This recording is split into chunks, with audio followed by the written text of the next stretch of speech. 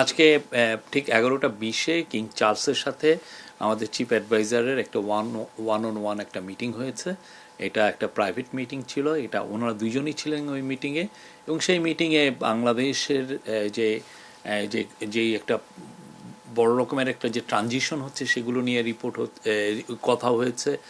আর আমাদের chief adviser king চার্লসকে জানিয়েছেন যে তারা কী কী রিফর্ম ইনিশিয়েটিভ নিয়েছেন, এই ইন্টারিম গভর্নমেন্ট কী কী রিফর্ম ইনিশিয়েটিভ নিয়েছে সেটা নিয়ে কথা হয়েছে।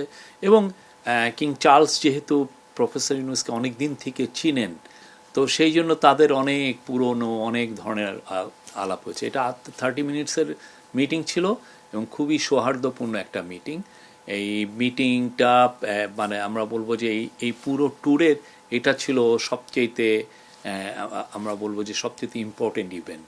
এবং আজকে এই মিটিংয়ে পরে উনি, এটা 11টা 50-এ মিটিংটা শেষ হয়ে যায়, উনি ফিরে এসছেন। উনি আবার বিকেলের দিকে আবার বাকিংহাম প্যালেসে যাবেন। তখন কিং চার্লস তাকে যে king Charles the 3rd harmony অ্যাওয়ার্ডটা দিবেন। এই অ্যাওয়ার্ডটা একটা রেয়ার অনার ওনার জন্য। বাংলাদেশের কনটেক্সটে এই সময়ে এইটা একটা বড় স্বীকৃতি, বাংলাদেশের মানুষ পুরো বাংলাদেশের জন্য এটা একটা বড় অনার। তো উনি যে ওনাকে এই অ্যাওয়ার্ডটা দেওয়া হচ্ছে যে ওনার লাইফ লং যে উনি যেই কাজগুলো করেছেন, যেমন ধরেন মাইক্রো ক্রেডিট পায়োনিয়ারিং করা, এবং মাইক্রো ক্রেডিট যে পুরো বিশ্বে একটা বড় রকমের একটা টুল এই ইয়েকে অ্যাড্রেস করার জন্য, পোভার্টিকে কমব্যাট করার জন্য, সেটা একটা ওনার। তারপর উনি সোশ্যাল বিজনেস নিয়ে কাজ করেছেন, সোশ্যাল বিজনেস কীভাবে পুরো বিশ্বে দরিদ্রতা কমাতে পারে। পুরো বিশ্বে অনেক অনেক ইস্যু আছে যেগুলো সত্যিকার অর্থে একটা কোম্পানি বা যেগুলো প্রাইভেট এবং প্রফিট ওরিয়েন্টেড কোম্পানি অনেক কাজ করতে পারে না, সেখানে সোশ্যাল বিজনেস ওই কাজগুলো করতে পারে। সেইখানে ওনার এই সোশ্যাল বিজনেসের কনসেপ্ট প্লাস হচ্ছে উনি 3-0 নিয়ে কাজ করেছেন। তো কিং চার্লস এই ওনার যে পুরো যে লাইফ লং যে ডেডিকেশন মানুষের জন্য, মানুষের মঙ্গলার্থে যে কাজগুলো উনি করেছেন, তারই স্বীকৃতি হবে king Charles the 3rd harmony award. King চার্লসের সাথে ওনার সম্পর্কটা অনেক পুরনো। কিং চার্লস ওনার কাজের সম্পর্কে পুরোপুরি ওয়াকিবহাল, জানেন উনি কী কী কাজ করছেন। কিং চার্লস আপনি জানেন খুবই দরিদ্র বান্ধব একজন কিং, এবং উনি এনভায়রনমেন্ট নিয়ে ওনার অনেক ভালো ভালো কাজ আছে। তো কিং চার্লস ওনার প্রফেসর ইউনুসের যেগুলো বই লিখেছেন তার মধ্যে একটা বড় বইয়ের ফরওয়ার্ড লিখে দিয়েছিলেন কিং চার্লস, এবং এটা খুবই গ্লোবাল ব্লকবাস্টার ছিল বইটা।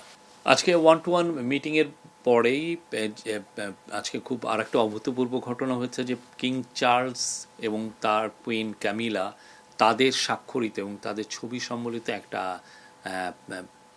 গিফট ওনাকে দিয়েছেন। সেটা মানে ওনার জন্য খুবই সম্মানের ছিল।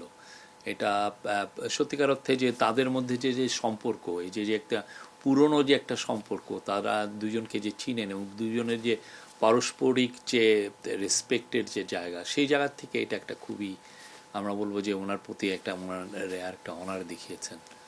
আজকে আপাতত যেই king Charles the 3rd harmony অ্যাওয়ার্ডের বাইরে ব্রিটিশ পার্লামেন্টের যে স্পিকার, কমন্স সভার যে স্পিকার, তার সাথে একটা মিটিং আছে, সেটা ওয়েস্টমিনিস্টার মানে যেখানে ব্রিটিশ পার্লামেন্ট, সেখানে এটা মিটিংটা হবে।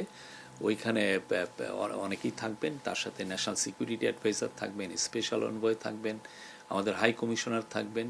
তো ওই মিটিংটা খুবই ইম্পর্টেন্ট।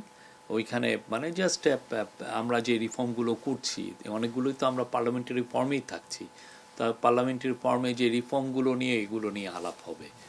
আর একটা হচ্ছে যে আমরা গত 3 দিনে 10, 11, 12 এই আজকে সহ এই 3 দিনে কিন্তু ওনার সাথে যারা সফর সঙ্গী এসেছেন, national security adviser doctor Khalilur Rahman, special envoy Lutfey Siddiqi, তারপরে আছেন হচ্ছে অ্যান্টি করাপশন কমিশনের চেয়ারম্যান আব্দুল মোমেন, আর বাংলাদেশ ব্যাংকের গভর্নর আহসান এইচ মনসুর, এনারা 4জন কিন্তু ইন্টেন্সিভলি মিটিং করেছেন গত 4 দিনে।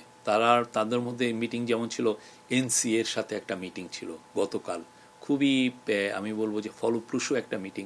আপনি দেখেন এনসিএ কিন্তু গতকালই জানিয়েছে যে তারা এই যে সাইফুজ্জামান চৌধুরী জাবেদের যে একটা প্রপার্টি আছে 11 মিলিয়ন পাউন্ডের, সেটা গিয়ে তারা ফ্রিজ করে দিয়েছে, জব্দ করেছে। তো এইরকম তো মানে অনেকগুলো কাজ হচ্ছে, অনেকগুলো মিটিং হচ্ছে। তারপরে লুৎফি সিদ্দিকীর সাথে কয়েকজন মিনিস্টারের মিটিং হয়েছে, ন্যাশনাল সিকিউরিটি অ্যাডভাইজারের সাথে অনেকগুলো মিটিং হয়েছে।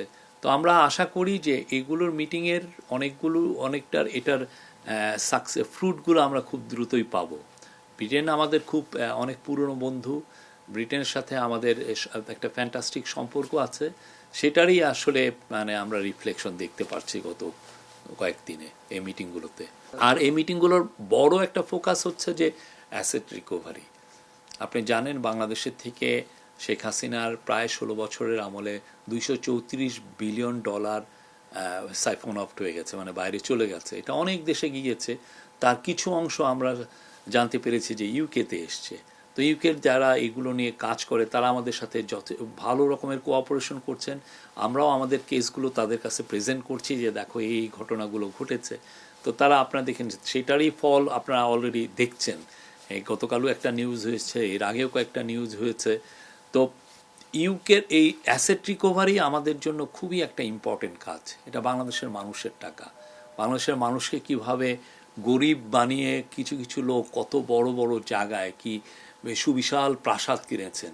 আপনি জানেন কানাডায় বেগমপাড়া হয়েছে, আমরা সাসপেক্ট করছি আরও অনেকগুলো দেশে গিয়েছে। তারই আলোকে এগুলো নিয়ে আমরা অ্যাসেট রিকভারি আমাদের একটা বড় কাজ, আমরা এই কাজগুলো করছি যাতে এই টাকাগুলো ফিরিয়ে এনে বাংলাদেশের দরিদ্র মানুষের কাজে লাগানো যায়।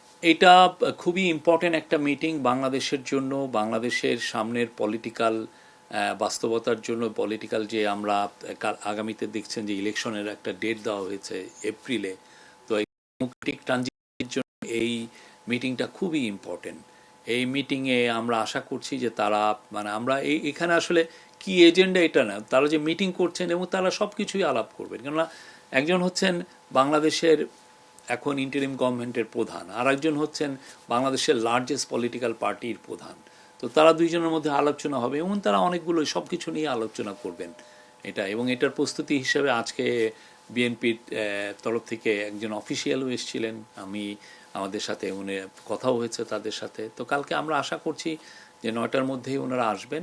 আসার পরে একটা 1-to-1 মিটিং হবে। এই ক্ষেত্রে যদি ওনারা মনে করেন যে আরও অন্যান্য কেউ থাকবে, সেটা এই দুজন লিডারই এটা ডিসাইড করবেন।